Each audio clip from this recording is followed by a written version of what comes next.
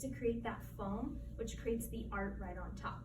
So right now what he's about to do is pour that hopefully perfectly steamed milk into the espresso, and you can see that the espresso is thick in order to hold the milk, because milk is a pretty thick consistency, especially when you're stretching it with the steam to expand it.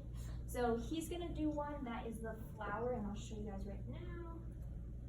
This right here, check it out, it's super cool. So he has it perfectly timed to where, see how it's like almost falling off the edge right there, but the surface tension is holding it because the espresso is thick enough and the milk is thick enough.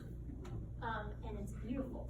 I've been working for 3 years, and it probably took me 6 months to be able to consistently make this every time I make a latte, because you need the perfect temperature for the milk, the perfect consistency for the espresso, and the perfect consistency for the milk as well. So it really comes down to kind of a muscle memory type thing, where you memorize, this is how the milk sounds as I'm steaming it, and I know it's at the perfect temperature, and this is how long the shots need to pull through, which is usually about 30 seconds of letting water run through the grinds.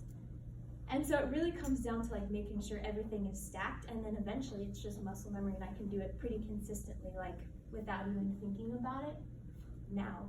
But it took a really long time to be able to get anything like this. And there are, I'm sure you guys have seen multiple different types of art.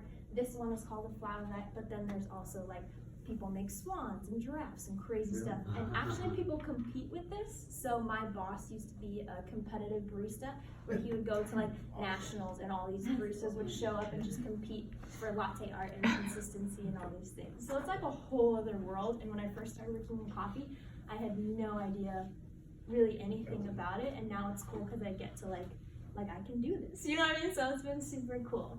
And then in conclusion, I just thought this would be cool to share with you guys, because the amount of people that I see in my shop and the amount of my friends that are like, how do you guys do that? You know what I mean? It's probably the most consistent question that I've asked.